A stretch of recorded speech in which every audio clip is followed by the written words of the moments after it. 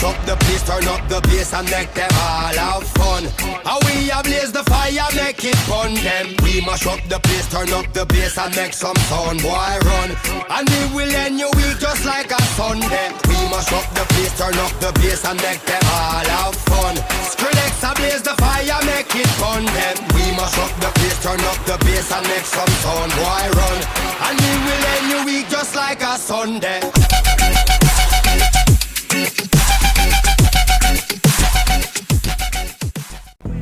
Hey guys, welcome to Synergy Football League News. This is week 13. I'm Hunter. And I'm Pete. Y'all didn't fire me, so I'm back again. Y'all ended up liking them, so now we're going to get it going, alright? So week 13 was an exciting one with some very close games that came down to the wire. Yeah, Hunter, first we got the Raiders and the Colts game, with the Raiders winning 45-42. This game had a huge emphasis on the passing game, with both teams having over 400 yards apiece. For sure. The Raiders came out with the win with a huge performance from their rookie quarterback, Shane Chisholm, who had 545 passing yards, 4 passing touchdowns, and 1 rushing touchdown. But with an unfortunate 3 interceptions as well. Other than that, this rookie is just tearing up the field this year. Yeah, also their wide receiver Oak Tree Mason went up for over 176 receiving yards and 2 touchdowns, with 6 receptions that gave him 29 yards per reception. Holy crap, dude, the guy was making 2 first downs every catch. Yeah, he went up for it every time. Crazy. These young guys are really giving the veterans a run for their money. Andrew Luck could barely keep up with his 422 passing yards and 4 touchdowns. It just wasn't enough to bring him that victory.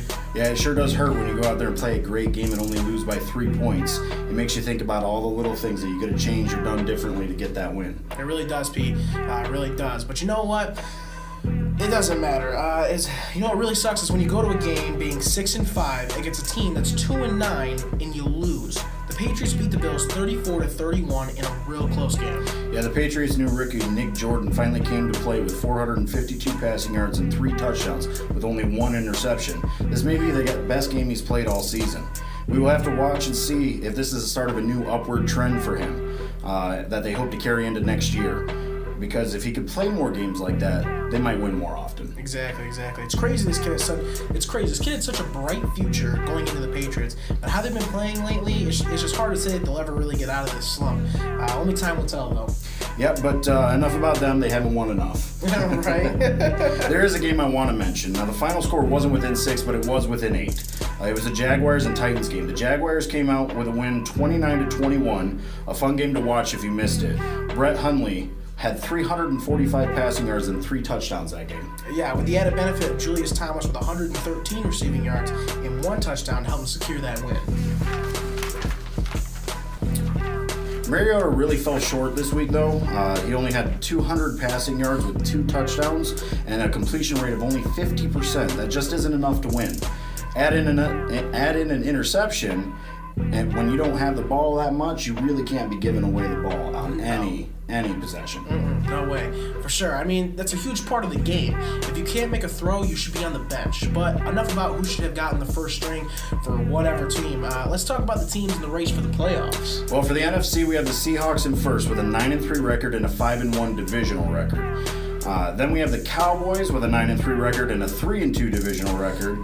Bears with a 9-3 and a 3-1 divisional record. Saints with a 9-3 record and a 3-0 division record. Panthers with an 8-4 and a 3-2 division record. And finally, the 49ers with an 8-4 record and a 1-2 division record. With the Eagles, Bucks, and Falcons on the bubble. A lot of close matchups there. There's a lot of teams in the hunt for the playoffs. Exactly. And for the AFC, we have the Texans in first with an 11-1 record and a 3-1 division record. Then we have the Broncos with an 11-2 record and a 4-1 division record. Dolphins with a 9-3 record and a 3-0 divisional record. Browns with a 9-4 record and a 3-1 divisional record. Raiders with a 10-2 record and a 5-0 division record, which, first of all, I don't know why they're not first. And finally, the Ravens with a 7-5 record and a 3-1 division record, with the Colts, Bills, and Jaguars on the bubble. Well, like I said last week, things are much too close to make any kind of predictions. I'm too new to this to be staking my little reputation on who's going to come out on top as a shoo-in for, having them and then have them let me down. So, I'm not going to make any predictions myself. There's just too much skill on the field for any one of these teams to make any kind of prediction. Exactly. Right before we go, let's go mention the leaders right now in the league.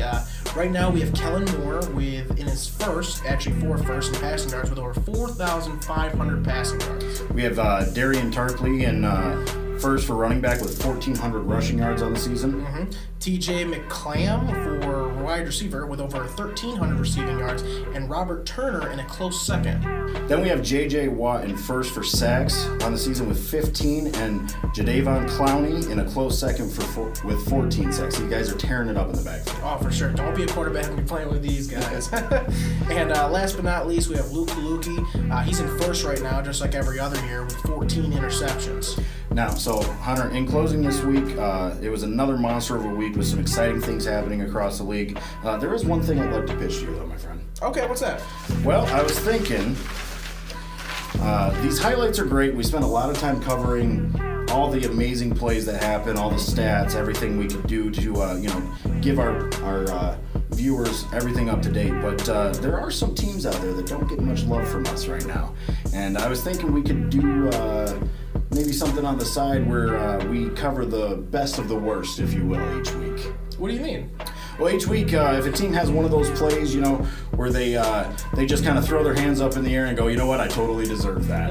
Okay. If we could get some of those highlights, take some time, we'll go over them. We're going to get you in the spotlight, maybe not for the right reasons, but it's all, it's all in good fun. So. Right. Well, it sounds like a lot of fun to me, man. Well, you guys let us know what you think. If you'd like something like that, we'll spend some time. We'll dedicate some time to bringing you the best of the worst. We need some highlights for that from the point of view of the team that, kind of got stomped on a little bit. But let us know what you guys think in the comments in the league chat, and we'll go from there. Sounds good, man. All right, well, this is Synergy Football League News, Week 13. I'm Hunter. I'm Pete, and we're signing off for the week. See you later.